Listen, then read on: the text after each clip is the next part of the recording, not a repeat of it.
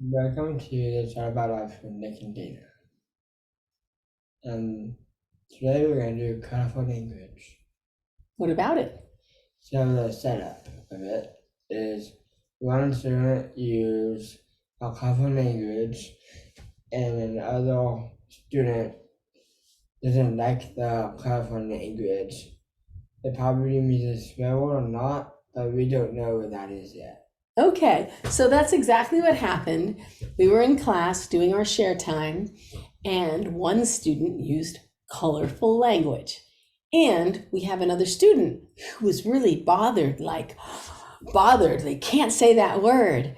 And it led to this whole big discussion in class about the use of colorful language and when it may be or may not be appropriate. And what we decided at the end of class is that we are all adults and not everybody is going to have the same opinion about the use of colorful language. So we as a group decided certain words were not going to be allowed in class. And that would be like the F word or the other word, SH for crud. And I don't want to say it here only because we have some parents who watch with their students and they're younger, and I don't want to make this inappropriate. Or arse or HE double hockey sticks. So we decided those arse and HE double hockey sticks are okay if we're talking in adults in this casual way. And the other words were just not going to be appropriate in class.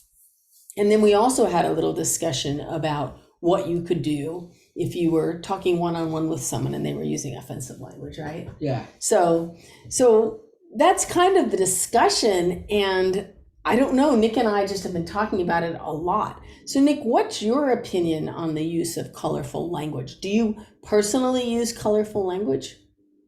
Not all the time, but some of the time. Like, when do you find you use it? Like, I only use it in my room when I'm playing video games alone, and I only do that by talking to my video games, but I would never do it outside of my room. Oh, you wouldn't? You would never use colorful language just around the house? Just a little, Okay. Or like at work? Never at work, never, no. No. And how about when we're at the foundation, at the Learning Center? No, never there. I haven't ever heard it there, for real. Yeah. I think you have really pretty clean language, I think. Yeah. So I have to confess that Lauren made it so that certain words I really didn't ever use became commonplace in the house. Thank you, Lauren. Yeah. She was a big user of colorful language, and for some reason, all of a sudden, it became a non-issue for me. And I don't think of myself as someone who has, a very colorful vocabulary in terms of using swear words, but there are certain times when you simply must use a swear word. Do you have any examples of when I might use swear words? Like ourselves. Okay. When we watch our Netflix shows, or Yeah, our Netflix shows. why would I use a colorful language then? I'm having a hard time thinking of an example. Like, I was to the villains. Oh. So I said FH. Okay. Yeah, yeah. Okay, so, but here's my reasoning, is sometimes we're watching a show. Oh my gosh, what's the show called that we're watching now? The Last Kingdom. We're watching a show in which there's a lot of war and pillaging and just horrible murders. And sometimes the villains get away with it for a while. And we are so mad at them that we have to say mean things about them, but I've tried to get better. And I think I do say just they're an FH, which you can follow up with me if you want to know what that means, if you can't figure that out. But anyway, I've tried not to actually say the curse words because I think it's a bad habit.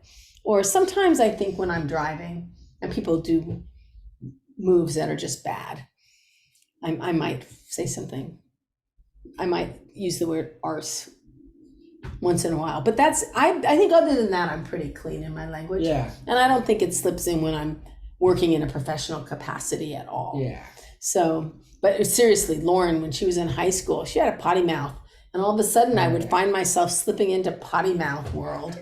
And so we're kind of curious if you want to give us a message about what you think about using curse words just in everyday language, because it's a little bit of a debate on whether it matters at all. But so in class, we decided that there are certain scenarios and settings where you just shouldn't, right? Yeah. When you need to be respectful to people you're talking to who might be in a work setting or in a church setting or even in a social setting where you're trying to cast a good impression. And also we thought in social media. Oh, yeah. So there was a situation that happened to me. I told you what happened. So I'm having a lot of fun on TikTok lately, and somebody used a lot of language with the F word in a duet. And I said, and it was funny. So I made a comment about it was funny. And he said, join us. And I thought, I can't. So on my personal page, I can't use any profanity because in my work setting, I think that would violate some of the requirements that I have at least put upon myself to be professional. I'm sitting there swearing all the time.